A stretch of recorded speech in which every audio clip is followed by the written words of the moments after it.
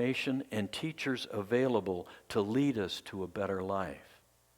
But if we cling to our old negative thoughts, behaviors, and emotions, if we never root them out, we will never manifest that better life that we seek and have imagined. Now, the number 40 in the Bible simply means as long as it takes, which means that if we continue to wander in our difficulty, we will continue to wander in our difficulties until all those thoughts pass away. And it's only a new consciousness, represented by an inspired and disciplined Joshua in the next generation, that will attain the life that we desire. It's a beautiful story, appropriate for us today. In the 9th chapter of the book of Acts in the New Testament, we read the story of the conversion of Paul the Apostle. Now, he was originally known as Saul of Tarsus, born into a wealthy Jewish family, graduate of rabbinical school, a Pharisee, and a Roman citizen. He was passionate about his life and religion, wanting to be perfect in the eyes of the Lord, fiercely protective of the Hebrew teachings and culture, and a great persecutor of the followers of Jesus, believing them to be heretics and a threat to all that he knew and believed. On the road to Damascus to persecute the followers of the way, which is what Jesus' followers were called at the time, a light flashes around him. He's blinded, and he hears a voice say to him, "Saul, why do you persecute me?" And Saul replies, "Who are you, Lord?" And he hears, "I am Jesus, whom you are persecuting. Now get up and go into the city, and you'll be told what to do." Those are the very words in the New Testament. My emphasis was added. Saul is led into the city by his associates, where he stays and he prays for 3 days. And the Lord then tells Ananias, a devout disciple, to go to Saul and minister him so that he's healed and made well again. But Ananias balks. "Wait a minute there, big guy. Do you know who this man is? You know what he's going to do? He's here to kill us. And you want me to do what?" Well, Jesus answers him, "Go, for he is an instrument I have chosen to bring my name before Gentiles, kings, and before the people of Israel." What Jesus saw in Saul was his passion for God and for bringing that forward into the lives of people. Something that Saul alone could choose to do and bring forth. And although his actions were misdirected at the time, those actions could be changed, especially if there's a strong message and reason to do so, and perhaps consequences. Saul of Tarsus became Paul the Apostle, and Christianity spread throughout the empire and later throughout the world, primarily due to his efforts. It's passion for our goals that bring them into manifestation. If you're passionate about whatever you're doing or whatever you want to create in your life, Spirit will assist you with thoughts, ideas, and guidance, which will come quickly. The more enthusiasm you have, the greater the focus and attracting power, and the greater the guidance. That's why it's important to align your thoughts, align your words and emotions in harmony with each other. And when you do, you put yourself in a position to attract what you focused your attention on. When you add in gratitude and appreciation for what you already have or have experienced, you multiply the effect in a positive direction. That's when you start to experience passion. That's when we start to experience flying prayer. You ask a question, you receive an immediate answer. It's conversational. That's when you start walking with the license of a higher order of beings. And it can happen with a simple 30-minute morning meeting with your CSO and being mindful of God's presence in your life throughout the day. So how do we find our passion? Well, I'm reminded of a favorite song, the one that Landis sang this morning. It's called Flashdance. And I want to read the words to you, read the lyrics. It begins, first, when there's nothing but a slow, glowing dream that your fear seems to hide deep inside your mind. All alone I have cried, silent tears full of pride, in a world made of steel, made of stone. Well, I hear the music. I close my eyes, feel the rhythm wrap around, take a hold of my heart. What a feeling! Beings believing. I can have it all. Now I'm dancing for my life. Take your passion, make it happen. Pictures come alive. You can dance right through your life. Maestro. Now I hear the music, close my eyes, I am rhythm. In a flash, it takes hold of my heart. What a feeling. I am music now. Beings believing. I am rhythm now. I can't have it all. Now I'm dancing for my life. Take your passion and make it happen. Pictures come alive. Now I'm dancing through my life. What a feeling. I could really have it all. What a feeling. Pictures come alive when I call. Take your passion. Make it happen. What a feeling. I love that song. And thank you, Landis, for doing it. I called him on Friday afternoon and said, hey, do you know this one? Yeah. And the metaphysics are absolutely perfect. As Captain Jean-Luc Picard said to his senior officer, make it so, number one.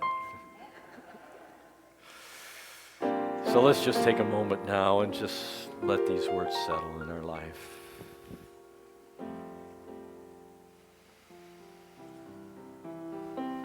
You have a spiritual guide. By whatever name you choose to call that presence and that power, a guide that is with you always, as close as your breath, as close as your hands, a thought that flows through you, protecting you, opening doors, opening opportunities. And so right here and right now this morning, we can feel an emotion beginning to swell up. We can begin to feel our dreams beginning to come true. We can sense them. We know what it is ours to do. You can hear that music. And as you close your eyes, you can feel the rhythm of it. You can feel the feeling. You can have it all. Those pictures are coming alive, and all you have to do is call them forth. Take your passion. Make it happen. Imagine being able to walk through every obstacle in your life by simply firming ahead of time, not doubting in your heart, but believing it will happen. with a confidence and with an enthusiasm. Simply say, thank you, God. Thank you, God. Thank you, God.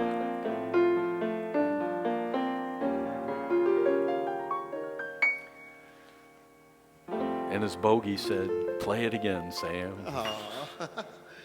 What a feeling. It's believing.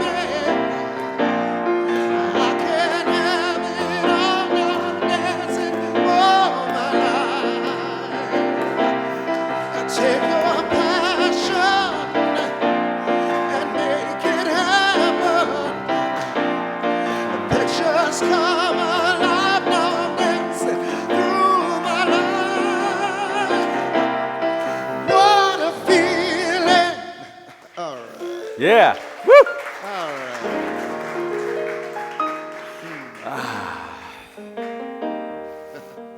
Fabulous. Fabulous, fabulous, yeah. Well, now is the time in our service when we get to feel that gratitude, when we get to feel a passion, when we simply open our hearts, open our wallets, and give to where we are spiritually fed. So I invite you now to take those tithes and those offerings in your hands and simply repeat with me our offering statement. Divine love, through me, blesses and multiplies all that I am, all that I have, all that I give, and all that I receive. I give in love, and I receive in abundance.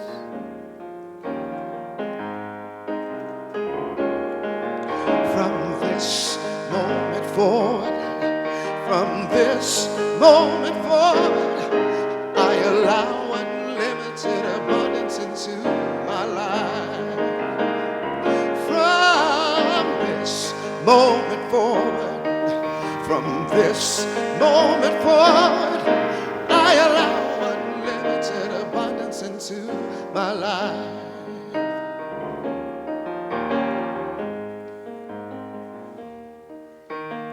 Let me step right out front here. There we go. So we give thanks for these tithes and these offerings, so freely given from hearts filled and overflowing with abundance. And we know that they go forth to bless this ministry, bless each and every one of us here, and through us, through our thoughts, through our emotions, through the words that we say, through the enthusiasm that we generate, go forth through our family, our friends, the people we work with, into this community and into the world. And for this, we are so grateful. Thank you, God, and so it is. Amen. From this moment forward, from this moment forward, I allow unlimited abundance into my life.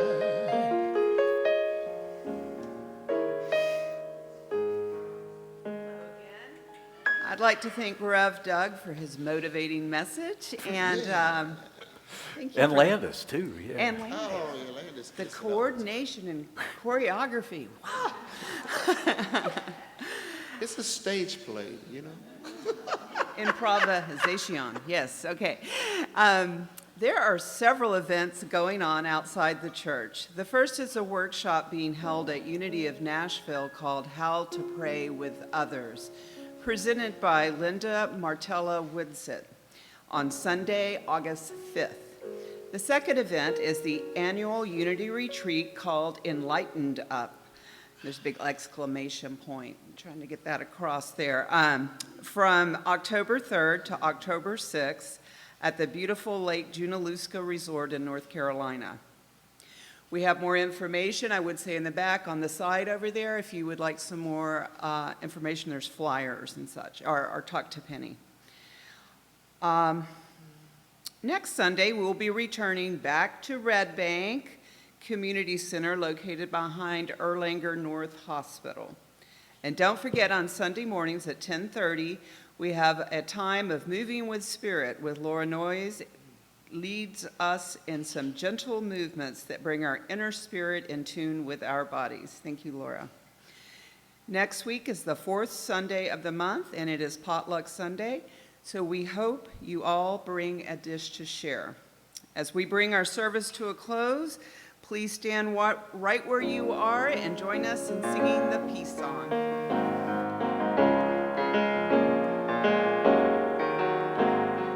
Let there be peace on earth, and let it begin with me.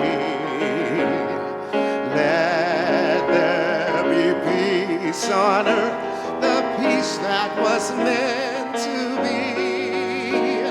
With God our Creator, in oneness all are we.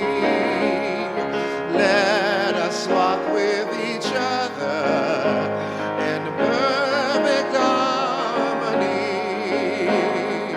Let peace begin with me. Let this be the moment now. With every step I take, let this be my joyous vow. To take each moment and live each moment in peace eternally. Let there be peace on earth, and let it begin with me.